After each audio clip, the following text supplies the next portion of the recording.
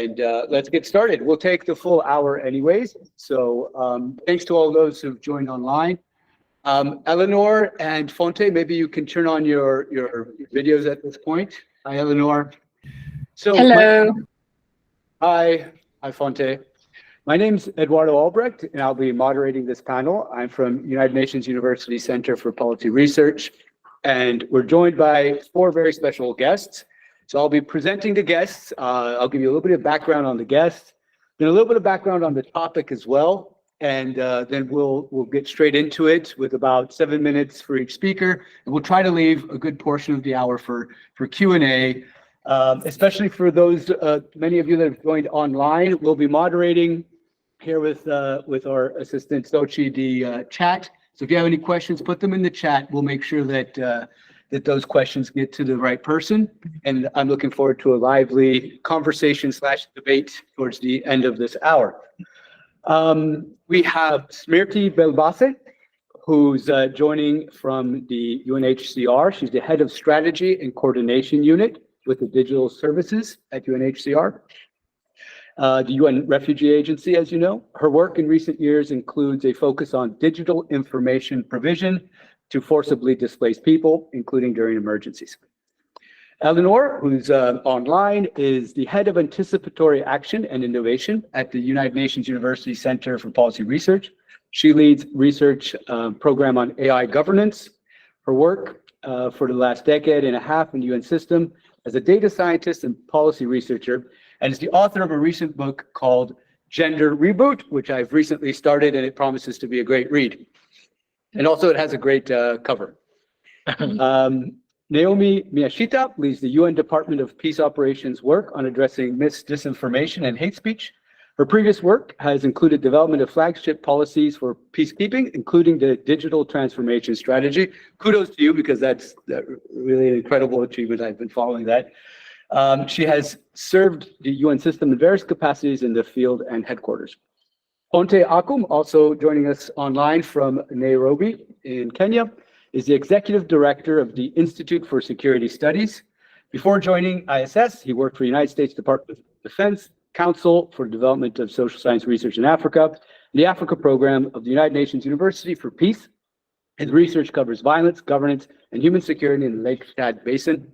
He has a PhD from the University of London School and Oriental and African Studies.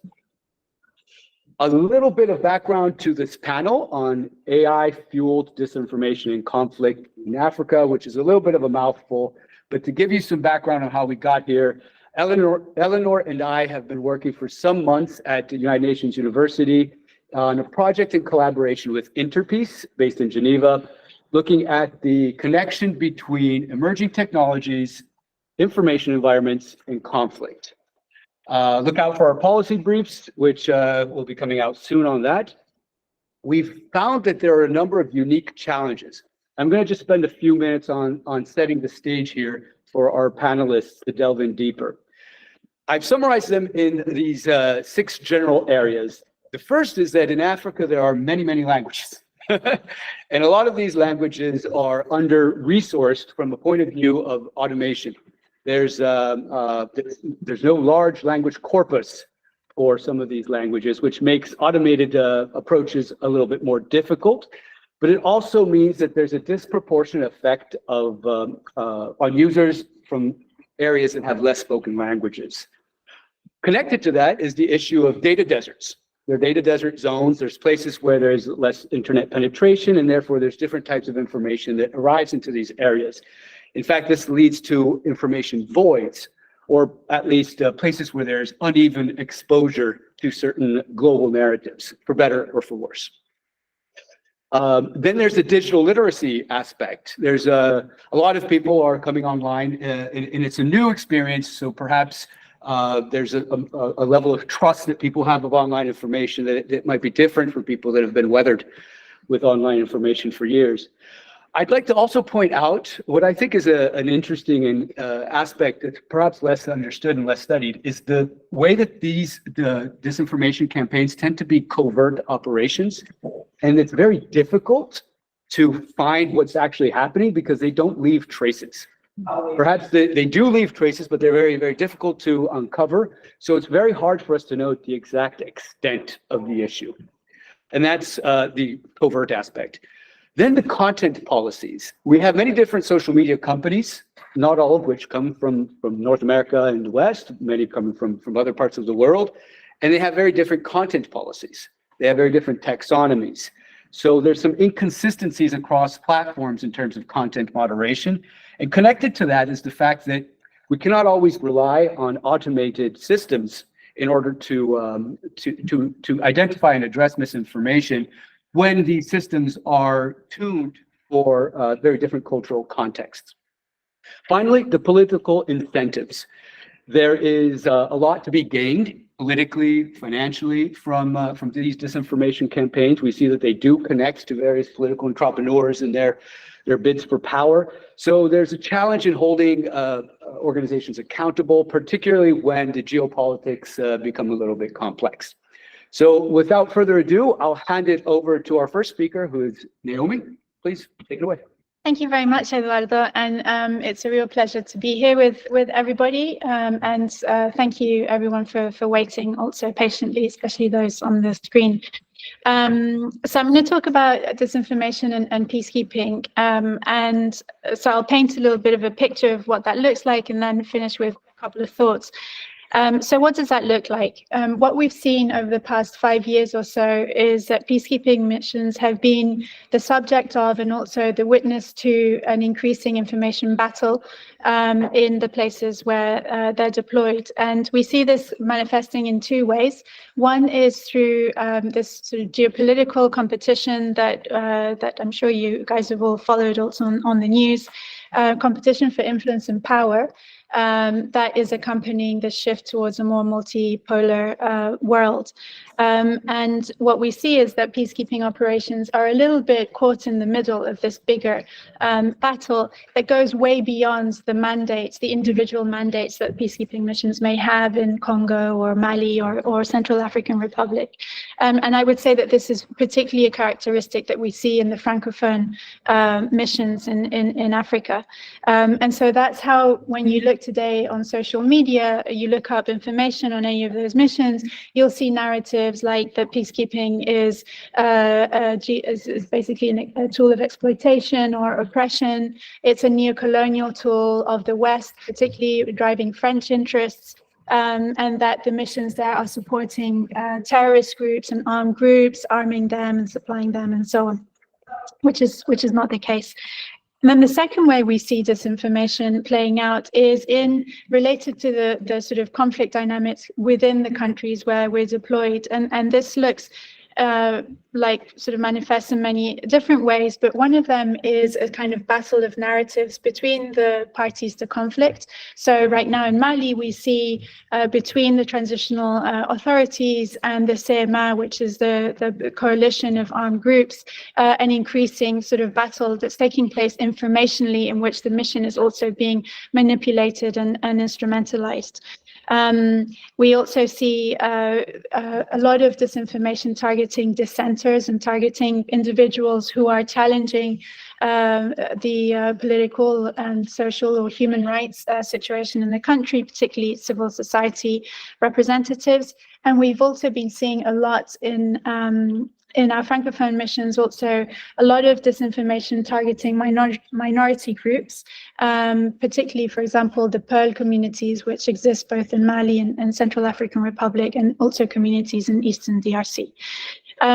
So there's this battle that's happening, but I think that metaphor really only takes us so far, because it's not a battle of equals. It's very much a sort of one-sided and asymmetric dynamic that we see, in which we see a lot of messages that are very secular and that drown out all other messages that we see online, and really sort of like kind of overwhelm freedom of expression and sort of any kind of plurality of views. And in that sense, in some ways, I think we see that disinformation in our missions is kind of being used as a tool of control as well.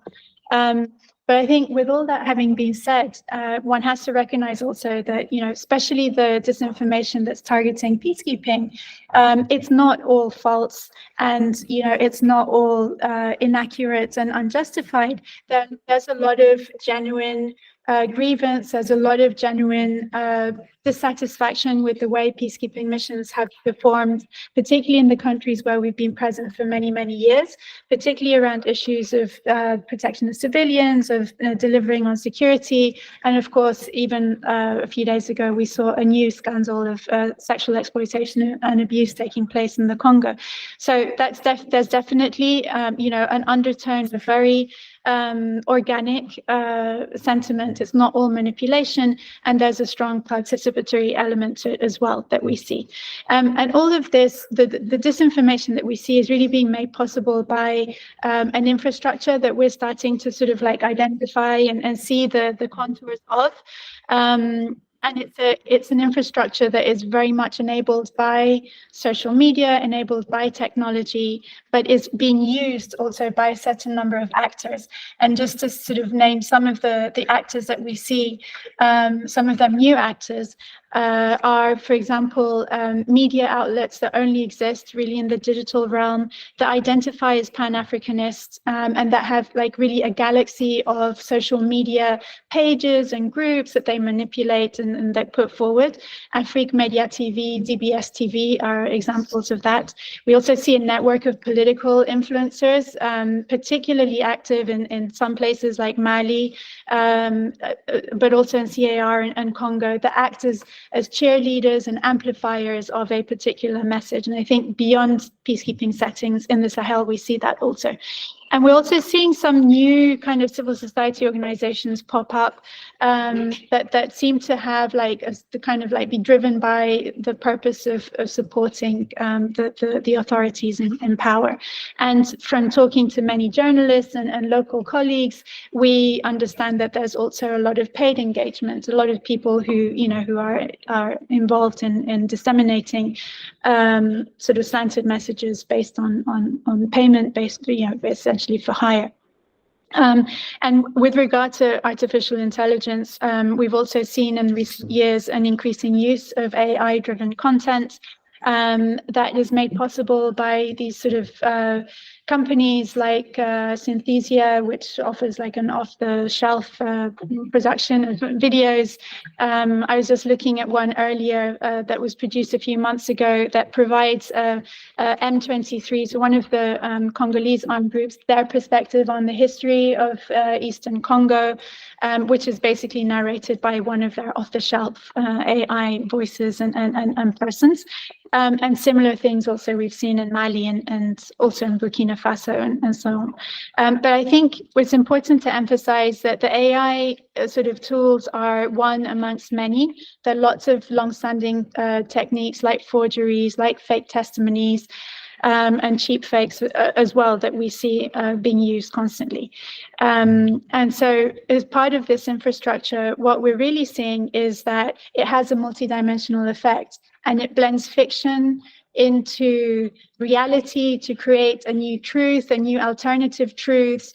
And in the end, talking to some journalists in Mali, people, they say to me, well, we don't know really what to believe in anymore, because we see so many completing lines of truths, and we know that everyone's in this game. So whether it's Russian or French or government or so on, there are a lot of interest at pushing this that make kind of really the truth and very elusive. And it has really a really devastating effect on our operations. We did a survey this year, second survey of its kind, where about in some of the Francophone missions, particularly around 80% of respondents said that disinformation was having critical or severe impacts on mandate implementation and on safety and security of peacekeepers. And I think the other thing that they also noted is that there's a deep erosion of trust in peacekeeping and in the UN as a result of this. They gave examples of how national counterparts feel nervous about, and suspicions and reluctant to sort of communicate and engage with the UN now. Our freedom of movement, particularly in places like Congo, has been limited. And that really undermines the very essence of what peacekeeping is meant to be and what peacekeeping is meant to do. And I think goes to the very heart of one of our three basic principles, which is consent. So we can't operate and we can't do our work unless there's a consent both of the authorities and also of the host communities at large. So I maybe don't want to take too much more time, so I won't go into sort of the work we're doing to mitigate all of these harms, but maybe just a couple of thoughts, maybe also for discussion afterwards, is, what can we do about all of this? And I think one thing to think about is how privatized and diffuse the nature of disinformation is in Africa. And you see this matrix of actors from the global north and the global south sort of coming together inadvertently to sort of create this this infrastructure, this architecture, as Eduardo put it. And so how can we think of incentives and disincentives to change the behavior of some of the actors, whether it's on the continent or internationally? And I think Eduardo's slides kind of illustrated some of the points I think that we should be pursuing as well. But I guess a question for me is, to what extent may there be in Africa itself, through the AU or through the RECs, some appetite to safeguard information integrity, and maybe short of regulation, kind of like that may be state-driven. Are there other actions that can be taken? And I'm thinking, for example, maybe some sort of a multi-stakeholder certification of standards, whether standards of authenticity or standards of ethics that we could promote as a UN or as NGOs, as actors that are operating in conflict spaces. And I think there's also a lot of very exciting things that have been done in the research community, particularly around sort of breaking a little bit that domination of the global north in determining language, setting the sort of like standards for AI in terms of language trainings and so on. And I think that there's lots more that can be done to pursue kind of a partnership between those operating in conflict spaces and also the research community to address this. And just to conclude, I think there's at least there's a little sign of hope in the sense that there are two vehicles that could perhaps, or vessels that could be used to promote greater multi-stakeholder commitments. And one is the Code of Conduct for information for digital platforms, which the Secretariat is putting forward, and I think that offers an opportunity to kind of explore some of these ideas. And the second is a high-level panel that is being established by the Secretary General on artificial intelligence, which I think similarly offers that opportunity. So I'll stop there. Thank you. Thank you, Naomi. I appreciate the emphasis on trust and how these dynamics can undermine that. Fonte, over to you. Thanks much, Eduardo. I hope you can still hear me loud and clear. I'm absolutely grateful for the invitation to participate in this conversation on the architecture of AI-enabled disinformation in Africa and its impact on conflict. You did a brilliant presentation of who I am, but I think it's worth noting that the Institute for Security Studies is an applied policy research organization based on the continent, with offices in most of the spaces that Naomi has just referred to in her presentation, and I'll be piggybacking on a lot of those. I would like to speak to three things, the first of which is to speak to the nature of the environment itself. The second is to look at the different approaches to AI-enabled disinformation and misinformation. And the third would be to look at what the implications, in fact, are as a way of triggering a conversation, again, in the direction of what can be done to curb all of this. I would like to start by framing the landscapes that provide the front lines for understanding the architecture of AI-enabled disinformation in Africa and its impact on conflict.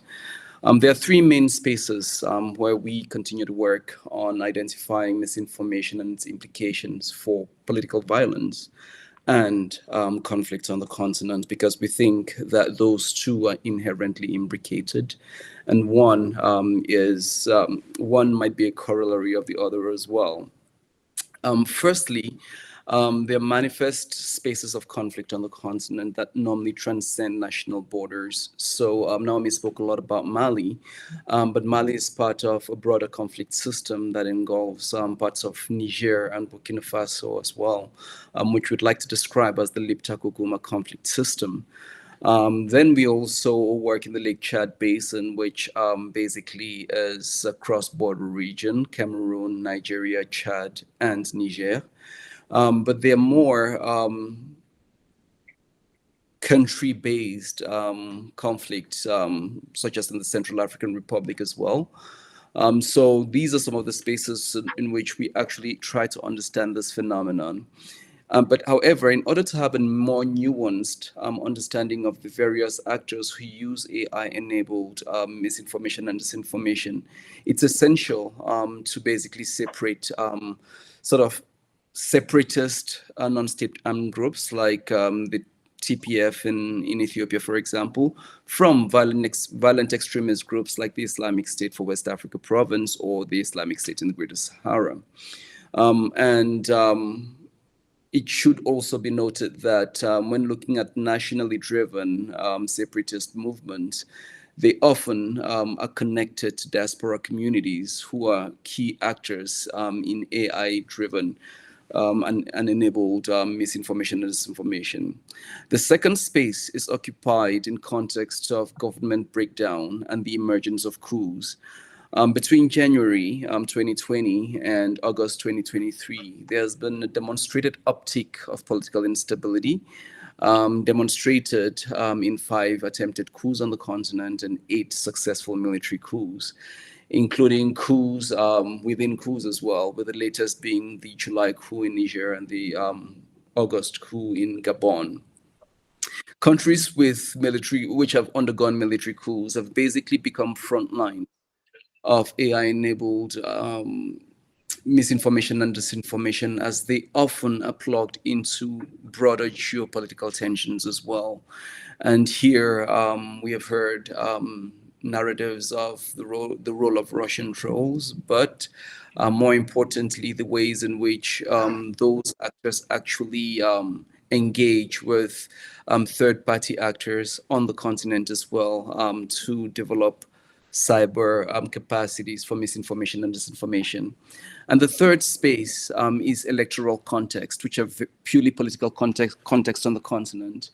In 2024, elections would take place in approximately 6 to 7 very important countries. There'll be elections in South Africa, in Botswana, in Algeria, Mozambique, and Rwanda as well. Of course, the stakes differ from one election to another, but importantly, technology and communications are likely to play important roles in mobilizing voters, but also trying to drive down the number and participation from opponents.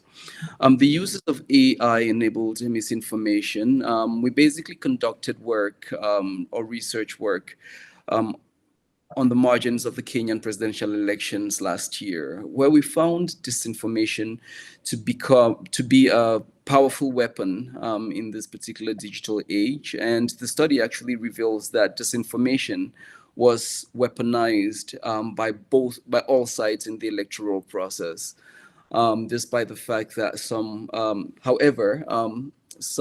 came out winners and others came out losers. So it speaks to that broader issue of what the stakes are when you're looking at misinformation and disinformation. Second, we have also seen the power of influencer bots, or we call them cyborgs, which generate communities that leverage platforms, social media platforms, by using deep and cheap fakes to create and disseminate disinformation and misinformation. These actors are often deploy different forms of engagement techniques in combinations without necessarily a specific pattern to them. However, we see patterns in certain contexts, and which I would not name at the moment. So a lot of these patterns include the use of likes, replies, direct messaging, and mentions and hashtags as well. Hashtags, even if they are propagating fake information. The next aspect that we have found is the use of deep fake endorsement. So the use of an influential figure who's respected and recognized, and his voiceover is put over his image or her image to try to endorse a specific candidate in order to sway votes. In violent extremist context, the ISS has also documented the Islamic State West Africa province, for example, using drones for propaganda for surveillance, but also communications. And use of misinformation and disinformation has been recorded by the Islamic State West African province, and also by, in this particular case, several instances, the Nigerian army as well. And the idea has often been to gain a comparative advantage beyond just sowing discord.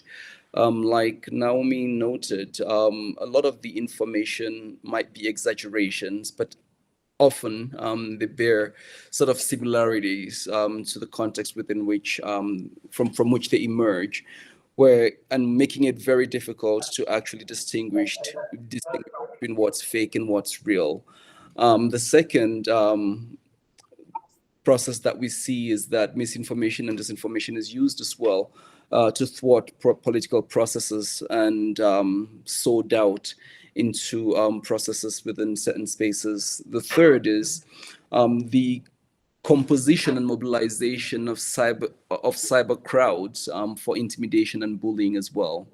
And we've also witnessed cases and tracked cases of fake attribution. So a picture could, for example, come from 5 years ago from a very different context, and it's attributed to another context. So it requires quite a lot of searching to actually get to the original photo as well. And finally, there is the way in which these different actors actually create echo chambers that potentially drown out silent majorities.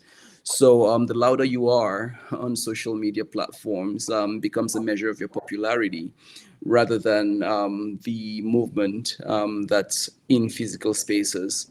I mean, all of this leads us to a number of fundamental questions. The first one is, having crossed this tech frontier where political violence and conflict actually meshes with AI and misinformation, is it possible for future AI models to actually help in identifying fakes, deep fakes, and cheap fakes as well? Because if we can swing one way, there should be a possibility to swing the other way as well. More strategically, oh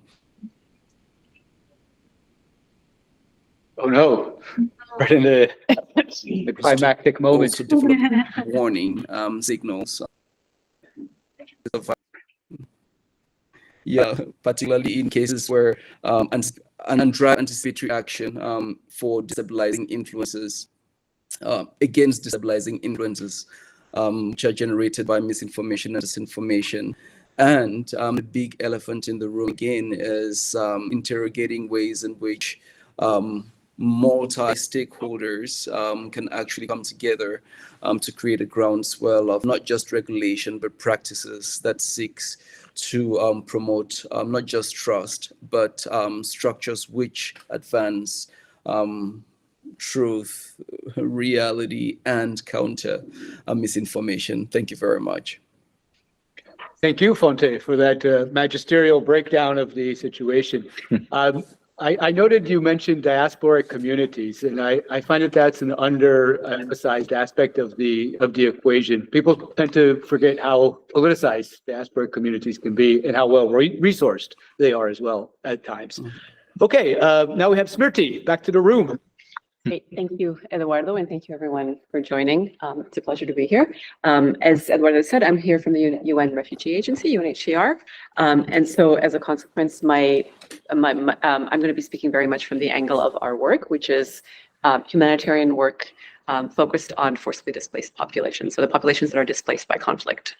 And I'll talk a little bit about what the impact of disinformation looks like from our viewpoint and the impact that it's having. But also, I'm going to very selfishly end with an appeal to taking advantage of the fact that we have the research community and data scientists in the room, and just talk a little bit about what the gaps that we're feeling and the struggles that we have, and see how we can partner with some of you to really kind of solve the problems that we're facing. So, so when it comes to displaced communities, in our work, we've seen kind of three different dynamics. One is the types of harms that disinformation causes for forcibly displaced populations. These are populations that are already vulnerable populations within the host community, and disinformation, often linked with hate speech, is fueling lots of harms, including xenophobia, discrimination, scapegoating, which can often lead to offline harms as well. So that's one area. It also impedes their access to services and legitimate services through fraud, scams, and other attempts to kind of mislead them into different types of activities. And then it also leads to kind of puts them at risk of exploitation and abuse as well. So that's one area. That's the impact on the forcibly displaced communities. The other the other dynamic that we've seen is that disinformation can be a factor aggravating violence and killings, and the other forces that lead to displacement itself. So we've witnessed this in Myanmar in 2017 and a number of situations following that. And then the third thing is something that Naomi referred to in quite detail, is the impact it has on humanitarian organizations themselves. It can impact on our credibility, people's trust in us and our intentions, and also impacts on our ability to carry out our work in the field. So that's kind of in very general terms what we're seeing globally. We recently conducted, we're a little bit behind UN peacekeeping. We recently conducted our first ever survey on kind of our operations, of our 133 operations globally. And what we found is that 81% of our staff have witnessed misinformation that impacts directly on our work. And out of these staff, 21% of them have been direct targets. So that's quite significant when you look at a staff of 20,000 people deployed worldwide. Yeah. And we also kind of, we're still analyzing the results of this survey, but one of the things that we found is that there's three categories of misinformation that staff witness the most often, as it impacts on displaced populations. The first is what we're calling discriminatory misinformation, which is basically taking their protective characteristic and applying kind of certain claims against that. So for example, claims that refugees from a certain country are spreading a disease or taking away jobs. And this results in kind of a number of other dynamics targeting that population.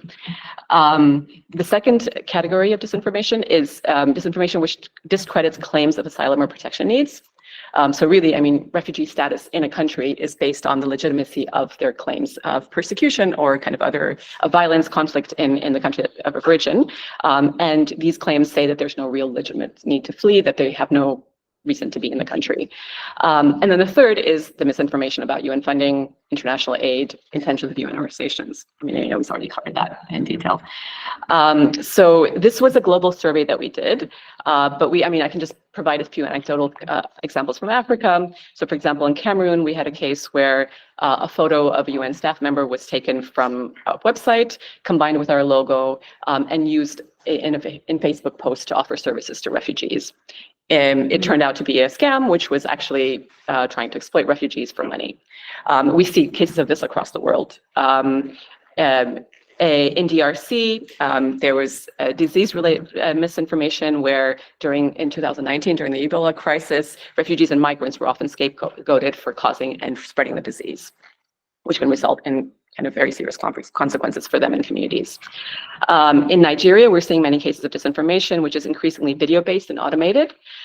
We've had cases targeting refugees with disinformation, for example, about the COVID-19 vaccine, claiming that it can cause delayed death. And there, actually, we have a very positive example of Cameroonian refugees living in Nigeria who use local networks and influencers to debunk the narrative. So it's a good example of non-digital real-life community activity and community-based interventions that can be used to counter the impact of disinformation alongside digital measures as well. So these are just a few examples. I mean, we have examples throughout the continent as well as throughout the world. And I haven't spoken much about the impact of artificial intelligence itself. And the reason is that we as an organization really lack data or knowledge kind of to understand the scope or scale of the impact. We have some guesses, which I can kind of align with the guesses that, I guess, the information that people have in other contexts, which is on the one hand, generative and other AI really provides people with kind of easy and cheap tools to create convincing content in a very cheap and easy way. And it risks further flooding and destabilizing our information ecosystems. So that's on the one hand. And then the very sophisticated type of content, misinformation content that is created using AI really makes it hard for people to determine what has been created by a software or by a human. And when you combine this with low levels of digital or other literacy, it can have very powerful consequences. And that's what we're seeing across our work as well. So mixed in with this are other challenges for us, such as, for example, the problem of under-resourced languages, as you mentioned, people using social media in less spoken African languages are being disproportionately affected in our work as well by harmful content online. And these are exactly the languages that are under-resourced when it comes to content moderation and other measures to prevent disinformation on the part of social media platforms as well. So the other big challenge we face, and this is what I kind of alluded to at the beginning, is our lack of data and empirical evidence. We really lack a proper understanding of AI-powered disinformation, both in Africa and globally, as it impacts on our work. We have shrinking budgets. We really lack the means to realistic set up what we need in terms of effective monitoring mechanisms for detecting harmful trends and then coming up with measures to mitigate them. So for us, partnerships are really key. We're seeking to work with trusted organizations and experts to get the insights that we need for our work, and also for ensuring that forcibly displaced people are equipped and resilient against harmful content as well. So I want to make a little pitch, which is basically that we have, and it sounds very institutional, but actually it could be a powerful platform. We're going to be holding in December our next Global Refugee Forum. We've created a specific multi-stakeholder pledge focused on mitigating and helping prevent the harmful impact of mis and disinformation, as well as hate speech online on people forced to flee. We're really trying to scale up the number of practical, kind of inclusive solutions that are being offered. And it's really, I'd like to invite the research and data community to join this pledge as well. If anyone's interested, please feel free to reach out to me and I can connect you with the right people. But also importantly, I'd like to conclude by pointing out in any efforts to kind of really understand the impact and of disinformation and develop solutions, the importance of the meaningful participation of the people who are impacted also by these dynamics and in these I'm at a loss for words, but just of disinformation as well. We work with refugee advisory groups who help us understand evolving needs across our programming and shape our programming globally. And in the area of disinformation, we're really keen to make the linkages between the people experiencing this impact and linking them up with the knowledge and tools managed by data experts and researchers. So this is really an invitation to work with us in building more understanding and solutions. And thank you everyone for your time. Thank you, Smriti. I subscribe to that need for building bridges to the communities that are impacted and potentially helped by these technologies. It's not impossible. And I've heard various people talk about that at this conference, which heartens me. Eleanor, last but not least. Hi, everyone. Can you hear me? Yes. Yes. Okay, great. Well, thank you so much to Eduardo for organizing such an interesting panel and for the really relevant contributions from Naomi, Fonta, and Smriti. So I'm going to be really brief so that we can leave a little bit of time for discussion. And what I'd like to do is wrap up this conversation and speak about disinformation a little bit from a broader perspective as a phenomenon that affects, obviously, countries in sub-Saharan Africa, but really every country around the world. And part of this discussion is also about how it impacts the fabric of multilateralism and democracy, which I think is so critical to to what we're trying to really get at today. And it's especially important today, as we've been alluding to, because of the new developments in artificial intelligence, which not only have accelerated some of the existing threats related to disinformation, but also give us some kind of new tools and new opportunities that we really need to start exploring more together. And seeing AI and disinformation intertwined in this way can really help us to address some of these solutions, especially as we move towards global governance of AI and of digital platforms, as Naomi mentioned. So disinformation, as we've spoken about today, it's an industry, and it's a weapon that has been used to foster conflict. There's many examples in not only in Africa, but around the world, where social media influencers have been paid to post disinformation, where we've seen whole networks of people posting, engaging on purpose with some clear agendas underlying this, whether it's health-related disinformation, disinformation related to specific populations, discrimination, as was mentioned by Smriti, and the acceleration in political instability that we see with this. And so over the last 10 years, a lot of the focus and the dynamic between AI and disinformation was related to ranking algorithms and recommendation systems.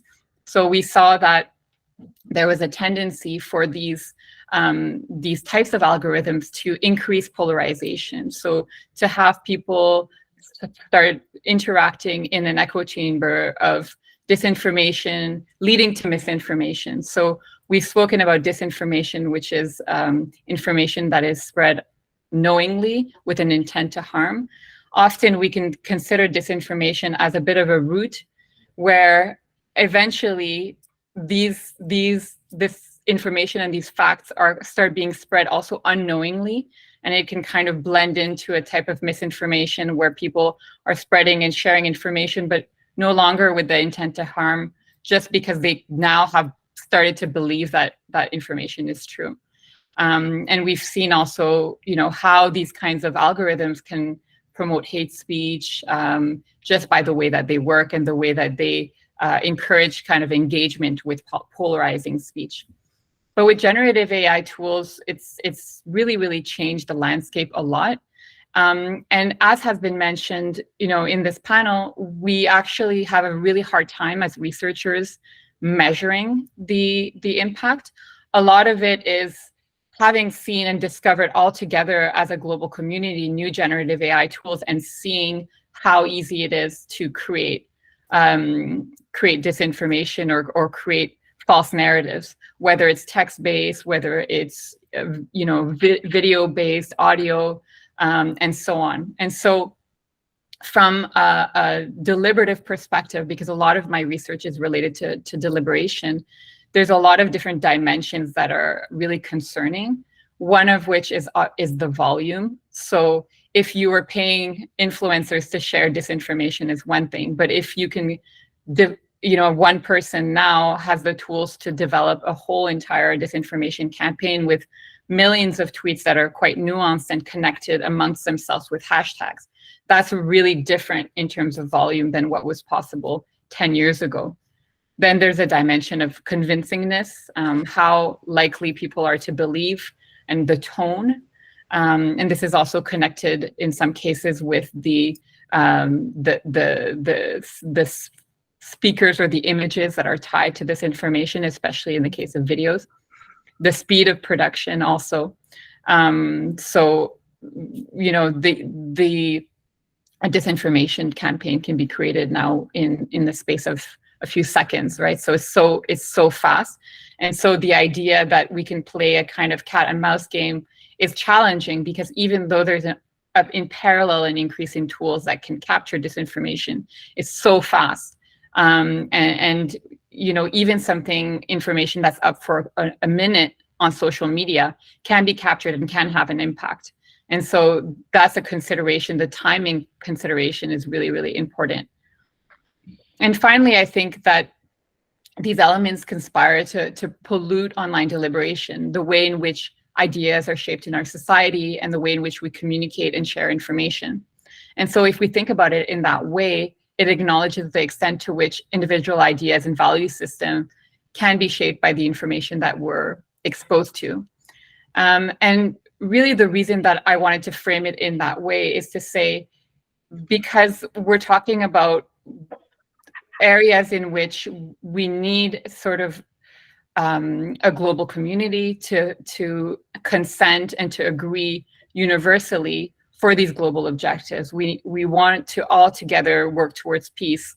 We want to together work towards humanitarian intervention and support for those that are suffering from conflict, but also natural disasters and so on.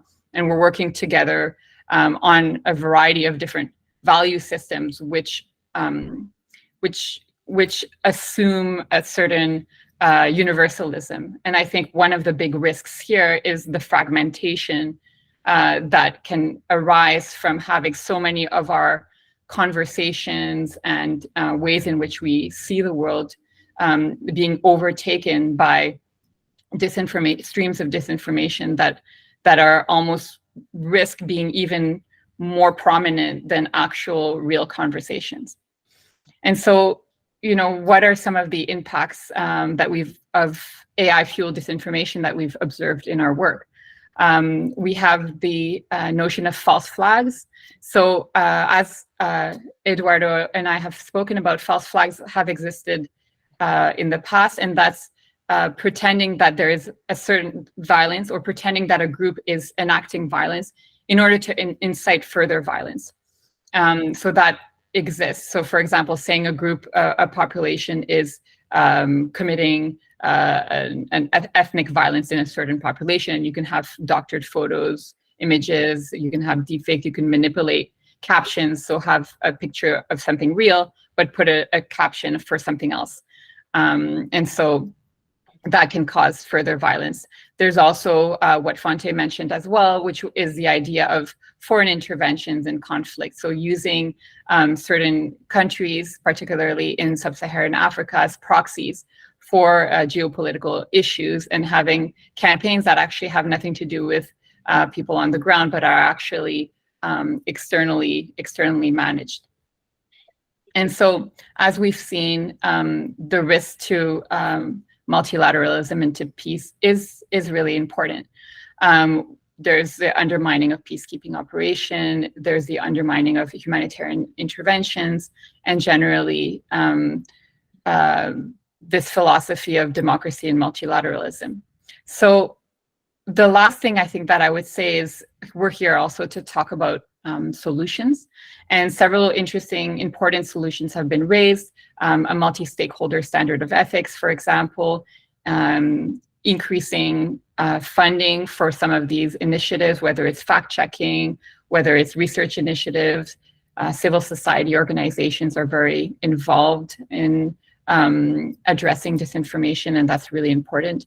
Also increasing the engagement of private sector companies in really putting a lot of resources into this very, very critical issue. And at the UN right now, there is an initiative to really look at global governance of artificial intelligence. And I think that the issue of disinformation is going to be critical to that. So at the moment, the Secretary General is about to announce next week the new high-level advisory body on AI, which will be composed of approximately 36 people around the world who would together come up with some priorities for global governance of AI. And so that's going to be a process where we're going to see a lot more activity, not only multilaterally, but also with from a multi-stakeholder approach, so from the private sector, from civil society organizations as well. Maybe more than any other issue globally, it's an issue that really comes across different categories of actors, and so that's going to be really critical. So this group will produce a report in December, and then between January and July, there's going to be all kinds of discussions. So I'm hoping that these kinds of issues will be at the forefront of the conversation on global governance, and that hopefully by the time we speak again in a year or two on these issues, we're not seeing a further acceleration of conflict and erosion of peace, but we're starting to see some ways in which not only AI tools can help find solutions to disinformation, but also maybe that the AI governance thematic has brought together actors in kind of a new way where we can start building more towards global objectives again. So thank you very much, and looking forward to the questions. Yes, thanks, Eleanor. So I thought I would open the floor to the folks that are online first, since many of them joined and stuck around for about 20 minutes while we were in the other panel. So if there's anybody online that would like to pipe up and unmute and ask a question, that would be great. Yes, hi. So this is Joseph. Yeah, and I'm glad to have joined this discussion. I've thoroughly enjoyed it, and I'm from Ghana. So I heard a number of countries that will be having elections next year in 2024, and Ghana is indeed one of these countries. And given the times we are in, I would be keenly watching to see the role that disinformation and misinformation will have on our elections. And my main concern is what can be done to nip misinformation and disinformation in the bud before it even hits social media. Because what you realize is by the time news is categorized as fake news, the effect has already taken place. And as we know in life, the story that controls the narrative is normally the first story that comes out. So by the time it's corrected, it's often too late and the harm would already have been done. So I'm wondering how some of these social media platforms can use AI technology to, perhaps I'm asking, maybe they should have better screening methods so that even before the news comes out, it's already nipped in the bud. And I've been impressed by what the EU is doing so far concerning the current conflict, where TikTok and several platforms have been called out and kind of threatened with sanctions if they don't regulate the kind of information that is coming out. Yeah, so I'm wondering what can be done about that, like stopping the news from becoming fake news in the first place. Thank you. Is there anybody in the room or online that would like to address that question? So we give folks a chance to join. Or In reply? Yeah. Well, I mean, I'm definitely not an expert on elections, but we do support elections, and we have elections coming up in the Congo at the end of the year. The elections also in South Sudan, in addition to the ones that Fonte mentioned. And we're exploring now what we can do as a peacekeeping operation to support the efforts and to mitigate the harms of mis and disinformation. So some of the things that we are looking at are building a coalition of local journalists, fact checkers, bloggers who are able to access and to put forward reliable, verified, accurate information, and to have that network set up well in advance is one of the lessons I think that we're starting to learn from elections, and particularly in the African context, is that we need to start really well in advance to put in place the infrastructure and the measures, the relationships and networks to be able to address mis and disinformation when it eventually arises. So that's something that with the colleagues in the Congo we're working on at the moment. Another thing that we do as part of the advocacy that we have with the tech platforms is to ask them to really invest resources, capacity, and energy in the countries that are going through electoral periods as well. And I think we all know that they kind of notoriously do not actually have people who have the local knowledge, the linguistic abilities, or even really just kind of like dedicating the technical resources as well to follow what's happening in countries in Africa. So we've been encouraging and hoping that they would also change a little bit how they resource themselves in these high risk moments. And then the other thing, also in relation to the platforms, is that we are now trying to help with our missions to start to identify some of the networks that exist of disinformation, like say on Facebook or on Twitter. There's not, you can't get very far with Twitter. But I think Eleanor alluded to it, that there are basically kind of clusters of networks that you can start to identify quite clearly if you're paying attention to the digital information system, and there are ways in which you can already ask the likes of Meta to investigate and to see whether those clusters are should be kind of, measures should be taken against them. So those are 3 ways. Thanks. Eleanor, I saw you had a hand up, and then we'll come to you. Eleanor, go ahead. Yeah, no, I think everything that Naomi said was spot on. I think what I would add is that you can think about AI in relation to disinformation is connected in 3 ways. One is creation, one is dissemination, and then one is monitoring or catching disinformation.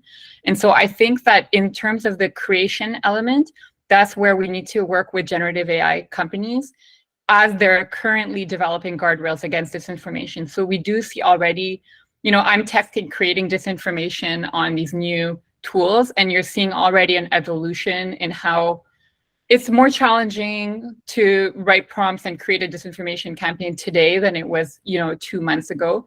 And I think that it's not a fail-safe, and if you really want to do it, you still can, but it's still important to continue pushing back. And I think that that's one element that we need to continue addressing it, because the question was really about timing, and so addressing this at the source is really important. Then the second one is dissemination, and that's where it's really related to the platforms, and exactly as Naomi mentioned, having more resources, encouraging and even really pushing platforms to invest more resources in these kinds of places where they've historically, traditionally had, just a handful of content monitoring and not enough in local languages and so on. And acknowledging we're having such a discussion about how complex and multifaceted this issue is. Investing a lot more resources will be critical. And then the third element is the monitoring. So starting to work with private sector companies also to develop more monitoring tools, so that yes, we can empower civil society organization. And there's some amazing groups of journalists, for example, Congo Check, that do this kind of work. But there should also be some new tools developed to really start catching it, so that we can catch it just as it's posted and not even a few seconds or a minute later. Thanks, Eleanor. And we had Hesu. Did you have a question? Yes, my name is Hesu from UNDP Crisis Bureau. Thank you for the presentation. I had a comment to follow up on this question. I think it's quite interesting that you also have a network of media actors. Also at the UNDP, we work with journalists to do conflict-sensitive reporting. For example, in Iraq, we work with citizen journalists to actually address this issue. So I wanted to ask a question on the preventative angle, right? There is the issue of content moderation and then taking out disinformation, misinformation. So how do we prevent some of these narratives from being spread in the first place? This is a core part of the work. So I'm curious how we look at the intersection. For example, we talked about online radicalization and violent extremism narratives and propaganda being used to incite violence, also being tied with misinformation, disinformation, and hate speech as a tool to incite violence against certain populations. So considering that we're doing all these different activities on different types of narratives and disinformation, misinformation, fake news we're seeing online, how can we, as different actors working on different pieces of harmful online content, work together more effectively and share some of these data? Is the question I have. Thank you. Before we answer that question, in the spirit of today's time management practice, shall I go on for another 5 minutes? Does that sound good? This is on the first session. This is tomorrow's session. So is that okay? Another 5 minutes, because we have an important question, and there's a question online. Maybe we'll take Hesu's point and then one question online, and we'll end there. Okay, another 5 minutes. Okay, guys. Does anybody want to address Hesu's point? I would, if I may. So my name is Kwe. I'm a security consultant, like security analytics mostly, and the conversation seems interesting. But and I'm going to be the devil's advocate here to change the narrative a bit. What you asked was a good question, but a lot of the solutions that I mentioned have been very anecdotal and very parochial in their outlook. But then the fundamental thing, or the elephant in the room, I think nobody seems to be addressing, is that if you look at disinformation or information control throughout, say, the last 500 years, you see a pattern that before it was controlled by those in power. Was a one-directional approach that I decide what is true and what is not, right? But then the last few years, I mean, I'm talking about decades, with advent of the internet and what in security call the democratization of the red button, means that now anybody with a phone can now determine what happens. Now, if something happened in this room, say I stood up and punched somebody in the face, and each of you was supposed to give an interview this evening on a TV station, I guarantee you there'll be discrepancies with your reporting, even without any malice or any ill intent, right? Each of you it could be a big man hits another guy, it could be black man hits white woman, it could be, the point I'm making is the narrative will be based on your own prejudices and your own perception and what you saw, what information you have, and so on. So that's even without the malice. Now, when you add that political interest or financial gain and so on top of that, what then happens is you have a constant incentive for somebody to try to control the narrative, right?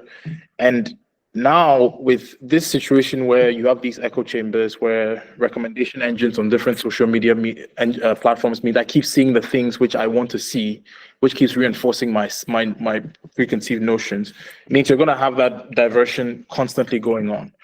So unless the plan is to keep playing catch up with these techniques, because I think it really is, because AI generated disinformation is just one flavor of the disinformation. It's not really like fixing AI. You're always going to keep playing catch up. AI is basically the category of lethal autonomous weapons and cybersecurity tools. It's not like nuclear weapons or chemical weapons that can be sort of restricted in terms of material or access, and then you can sort of build coalition around controlling that. Like, this is any 15-year-old kid sitting in his house can now decide to basically cause damage. Okay, so unless the whole environmental landscape is changing to say, look, this notion of open societies, democratization, freedom of expression has to be re-looked at, which I don't see happening, then this problem is going to keep persisting.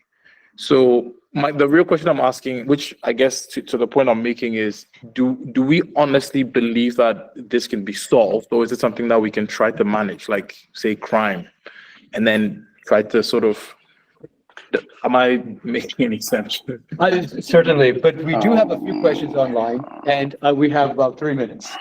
So maybe your questions, we'll let them percolate at a deeper level because they are interesting. But there are 2 questions that I think I can catch 2 birds with 1 stone. Razia asks in the chat, what are some AI-enabled fact-checking platforms that we could recommend? So Eleanor and I have been doing some research, and one consortium that came up is called Mapena. They're based in Kenya, and it's a group of civil society organizations as well as tech-savvy young people that are doing some interesting work. So you might want to check them out. And also Congo Check, as was brought up earlier. The second question from Lee about justified grievances. Yes, in fact, that is the elephant in the room. A lot of this is not disinformation. It is an actual grievance that someone has towards perhaps large organizations, some that have connections overseas. In that case, I think the answer is what Smriti was saying. We have to collaborate with local communities, and therefore it connects back with Mapena and civil society organizations and getting various stakeholders participant into the process. I think it's a good moment to maybe a last 10-second goodbye and hello from Eleanor Fonte online, and then from Smriti and Naomi. Fonte, would you like to start with a last 10-second summary? Sure. The world is not flat, yeah, and so so even in the world of AI-enabled disinformation, there are inequalities, and those inequalities are only going to get exacerbated unless we can get a handle on it. So we might assume that we are moving towards a world which is completely democratic. But it's not by any means, because somebody controls the algorithms, somebody controls the tools themselves, and somebody is behind there footing the bill for these campaigns. I'd leave it at that. Thanks. Thanks. Eleanor, 5 seconds. 5 seconds. Well, thank you for the really interesting conversation. I did really appreciate the comment from the gentleman in the room who asked, is fighting disinformation like fighting crime? And I think it is, in the sense that we can't expect ever to have completely eliminated disinformation. Disinformation has always existed, and it's always been a political tool and a tool for conflict. But we can certainly improve the situation by not letting it run rampant. So I would agree with those thoughts, and that's it for me. It was really great to have this conversation. Bertie? Actually, to your point, just the way that I think an educated public and increased education amongst the population is a foundation for democracy and strong democratic societies. I think we can't undermine also the importance of information literacy and digital literacy, and really kind of alongside all the other efforts that we've talked about today, really kind of prioritize that as well. Because really, I mean, ultimately disinformation is consumed by someone, and let's make that consumer more educated and informed also. Absolutely. Naomi? Yeah, I want to also, in a way, echo like what the other panelists have said, but I think you're absolutely right. We're not going to eliminate this. This is massive. It's a massive thing, but what we can get better at is mitigating, anticipating and protecting ourselves against it. And I think one of the key things that we can do, which goes back a little bit to the grievance point, is that yes, there's a lot of legitimate grievance out there, but it's getting weaponized, it's getting leveraged, it's getting politicized and exploited by actors. And there is a way of seeing how that happens online, because there is a digital footprint of manipulation that exists. And so there are ways, in addition to sort of like data literacy and education and sort of fact checking, there are also technological ways in which we can try to identify and take action against those who are, to Fonta's point, paying and funding and sort of orchestrating this. Absolutely. Well, thank you to everybody online, and thank you, Joseph, for the endorsement, and thanks for those in presence. I'll see you around at the rest of the conference. Thank you, everyone. Yeah, thank you. Bye-bye. Thank you. Bye. Right.